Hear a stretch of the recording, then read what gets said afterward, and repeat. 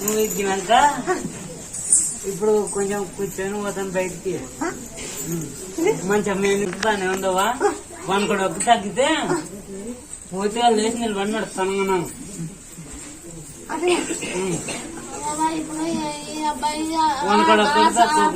పడిపోయి 6 నెలలు అయింది. 6 నెలల నుండి మేము 60,000 ఖర్చు పెట్టుకున్నాము. ఎక్కడ పోయినా బాగాలేదు.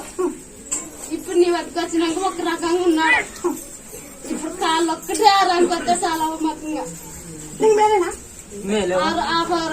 మన వారం పోయిన వారం వచ్చినాము. మంచం నుంచి దిగలేని పద్ధతిలో ఉంటున్నాను.